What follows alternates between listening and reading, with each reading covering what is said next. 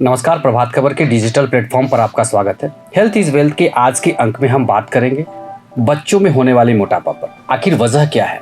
क्योंकि चिंता इस बात के लिए है और हमारा खास कार्यक्रम इसलिए भी है क्योंकि WHO ने इसको लेकर के हाल ही में आगाह किया है। हमारे प्रधानमंत्री भी इसको लेकर काफ़ी चिंतित है।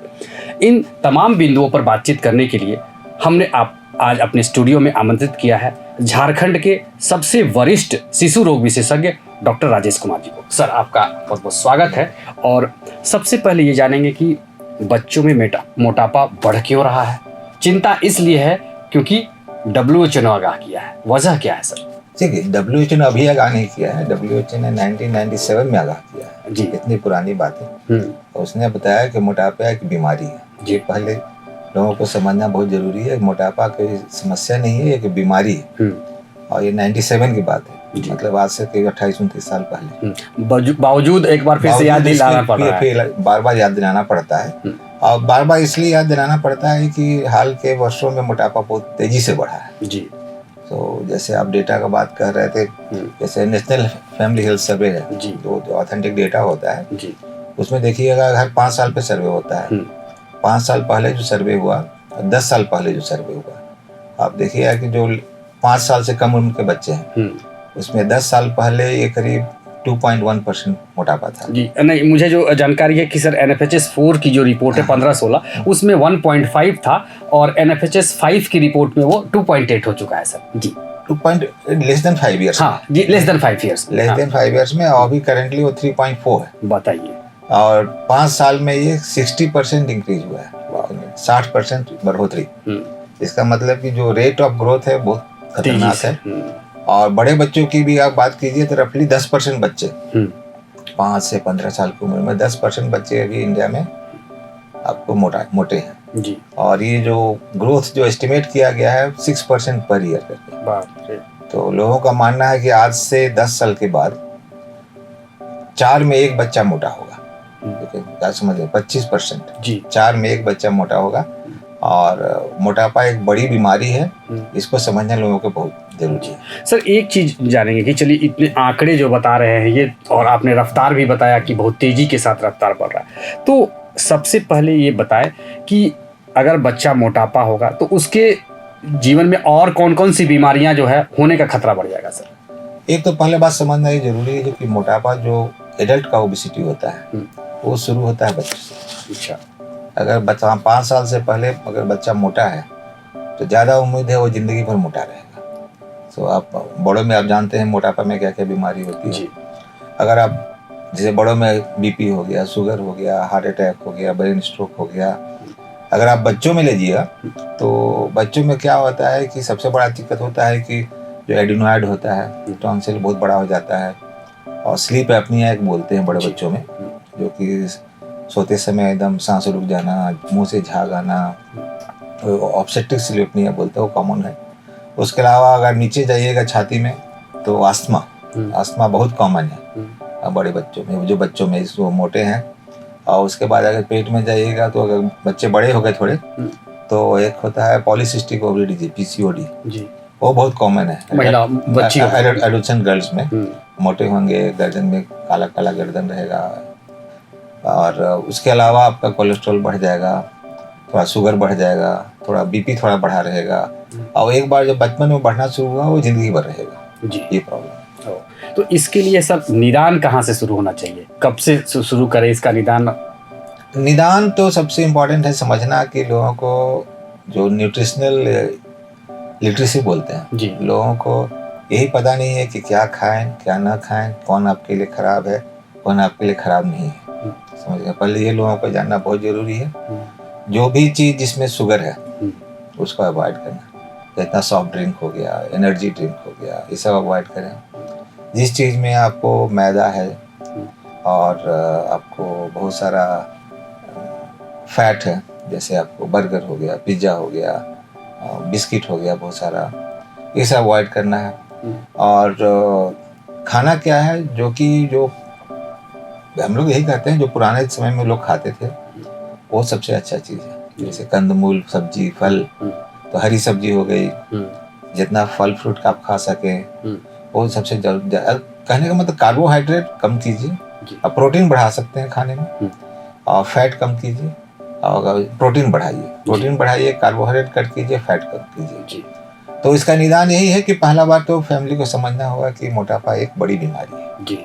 अगर ये जब तक आप दिमाग में ये नहीं घुसेगा कि मोटापा बीमारी है, वो आप मुश्किल है। क्योंकि बहुत बच्चे आएंगे ना हेल्दी रहेंगे, और क्लिनिक में आए, हम बोले कि तो मोटा है, वजन कम की, नहीं सर हेल्दी है, मोटा नहीं हेल्दी है। स्वीकार नहीं करते, लोग स्वीकार नहीं करते।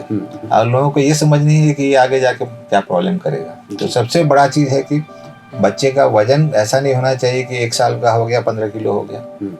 1 साल के बच्चे का वजन एवरेज 10 किलो होना चाहिए, 5 साल में एवरेज 20 किलो होना चाहिए। ठीक है, आजकल ओपीडी में आप देखिएगा तो जितने भी टाउन के बच्चे रहते हैं, roughly 15-20% बच्चे मोटे होते हैं।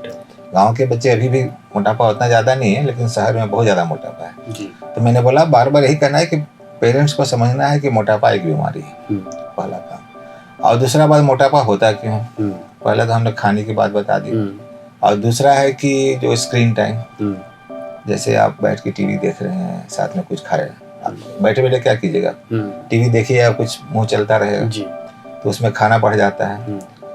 फिर तीसरा है रात में जगना, रात में जगिएगा, मान लिया पढ़ाई के लिए ही जग रहे हैं, लेकिन साथ में आप कॉफ़ी पिए, बिस्किट खाए, उसमें मोटापा बढ़ जाता है। तो पहला काम कि जल्दी सोना, जल्दी उठना, और स्क्रीन टाइम जो बोलते हैं हम आज मोबाइल और टीवी, उसको कम से कम करना जी।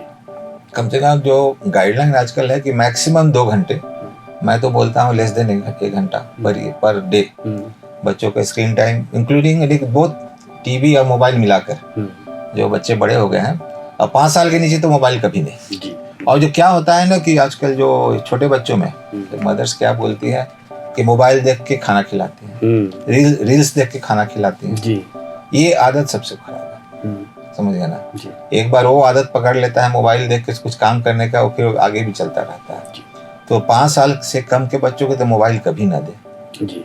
वो समझ गया ना? सर एक और जो आपने बताया बच्चों से ही कि स्क्रीन टाइम, और इस पे एक बड़ी समस्या अभी देखने को मिल रही है कि जो छोटे बच्चे हैं जो मोबाइल देख रहे हैं, या उनमें बोलने की जो समस्या है बड़ी है, वो बोल नहीं पा रहे हैं। इसलिए क्या है इसको ऑटिज्म बोलते हैं, एक तरह से मॉडिफाइड टाइप का ऑटिज्म होता है, और स्क्रीन टाइम के कारण होता है क्योंकि आप लोगों से इंटरेक्ट नहीं कर रहे हैं, आप मोबाइल से ही बात कर रहे हैं। मोबाइल से बात कर नहीं सकते, सो लोगों से इंटरेक्शन कम हो जाता है, और लोगों से इंटरेक्शन कम होता है तो बचरी आपका लैंग्वेज भी डेवलप नहीं होता, तो देर से बोलना और लोगों से इंटरेक्शन कम करना, ये सब थोड़े ऑटिज्म की निशानी होती है जी।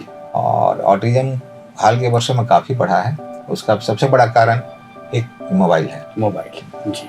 सो मोटापा पे हम लोग बात कर रहे थे। हाँ। तो पहला तो खाना हो गया, दूसरा हो गया स्क्रीन टाइम कम कीजिए, और खाने की क्वालिटी में बात कर ली, और उसके बाद एक्सरसाइज जी। एक्सरसाइज, कुछ भी एक्सरसाइज करें, आजकल आपके अगल बगल खुली जगह है तो सबसे अच्छा है आप बच्चों को साइकिल दे दें, वो चलाएं, सुबह जाके शाम को जाके आप उनको प्रेरित कीजिए कि जाके खेलें। ऐसा नहीं कि स्कूल से आए फिर ट्यूशन पढ़ने लग गए, वो भी खराब बात है।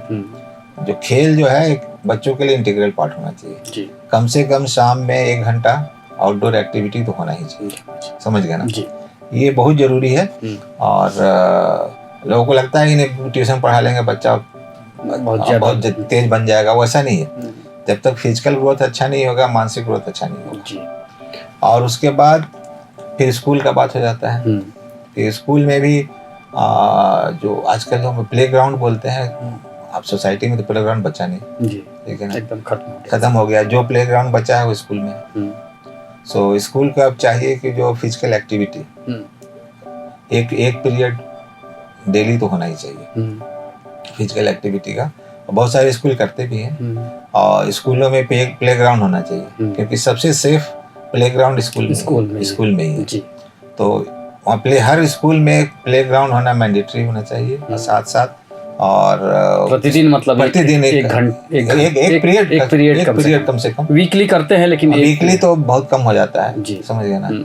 और उसके बाद बच्चों को जो सिलेबस है उसमें ये पढ़ाएं कि ओबेसिटी क्या है, क्या क्या नुकसान है, क्या खाना चाहिए, और कैसे स्क्रीन टाइम कम करना चाहिए, और इस पे सेमिनार करें स्कूल, और अभिभावक को ही बताएं जी। एक चीज़ आपने बताया कि सर अभिभावक हो गए, स्कूल की जिम्मेदारी हो गई, सरकार की भी तो जिम्मेदारी बनती है कि कुछ न कुछ इस पर ध्यान दे और कुछ नई नीति या नया पहल करे। सरकार की नीति, बेसिकली सरकार का काम क्या है? पॉलिसी बनाना जी। पॉलिसी बनाना।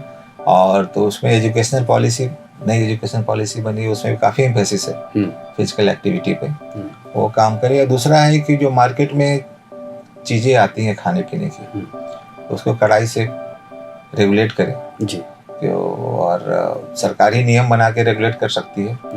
और हो सकता है कुछ चीज़ें जो जिससे मोटापा बढ़ता है उसको टैक्स बढ़ा दे। जी, ये सब चीज़ सिंपल चीज़ें हैं। हाँ, कुछ सख्ती करे कि हाँ भाई, आपके इसमें आपका जो फुट जॉइंट्स है उसमें बच्चे अलाउड नहीं है, ये भी हो सकता है, समझ गए ना।